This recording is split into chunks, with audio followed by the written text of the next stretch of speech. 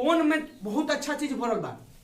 रउआ घर बैठल यहाँ से मतलब अमेरिका के जो टीचर बा लोग अच्छा से अच्छा टीचर बसरते रहुआ वो लोग के लैंग्वेज समझ में आवे के चाहिए। अभी ना कि वो लोग लैंग्वेज में अपना इंग्लिश लैंग्वेज में पूरा बोला था हमारा इंग्लिश कमजोर बा हम ना समझ पानी, तो ये हमार भी दोस्त का है, उनका दोस्त थोड़ी का है। ओकरा अलावा भी इंडिया में भी कोई दिग्गज से दिग्गज टीचर लोग बानी जे कि फ्री ऑफ कॉस्ट पढ़ावत है, लेकिन लड़का लोगों पर ना जाइए, साथिया साथ निभाना 2 पर चाहिए।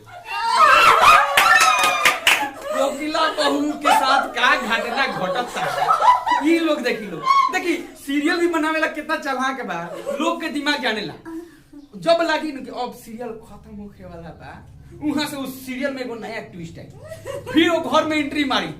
कोकिला के घर में कभी परिधि आई, वो परिधि तंग करी, कभी राधा आई, कभी राधा तंग करी, कभी जब परिधि या राधा खत्म हो जाई फिर कोनो ना कोनो कैरेक्टर। अभी कौन आयल बा हो साथिया साथ निभाना में, का नाम बा?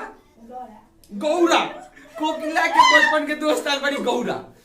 हम सीरियल खूब देखेनी, लेकिन देखेनी तो वो हम ई ना कि बैठ के एंटरटेन करें, उमें कुछ ना कुछ खोजे नहीं हम अपन मटेरियल, तो ये मटेरियल मिलत रहो। अब देखी एगो ससुराल सिमर के सीरियल बड़ी मतलब हिट बा। वो ससुराल सिमर में का हुई कि वो घर वाला इतना बढ़िया बने सा कि हमेशा कोई अच्छा आदमी के लेके आवे अपना घर में, अब बेचारा वो अच्छा जो आदमी आवेला घर में ओकरा खातिर आफत बन जाला, उ लागी सतावी। अब घर के लोग परेशान भइल बा, ओकरा के परेशानी देख के यहाँ के जितना भी हमर जनता जनार्दन बा उ लोग परेशान हो। सीमर के साथ कुछ ना होके चाहिए, सीमर के बड़ी अच्छा नेचर, वो सीमर देखे में नेचर में अच्छा बड़ी, बाकी उनकर जब मॉडल के फोटो रुआ देखे सीमर देखे में एकदम सुसज्जित साड़ी पहन के आई हैं, सासू माँ की इज्जत करिए, बाकी मॉडल के फोटो देखे तो एक बार हेंगे।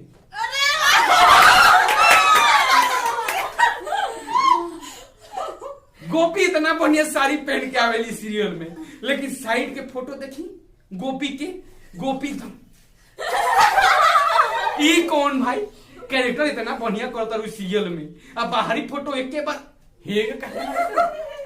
खैर ये हंसावे के कोशिश रहे, हमारे वीडियो अगर पसंद आई तो आगे थोड़ा बढ़ा दे। नमस्कार।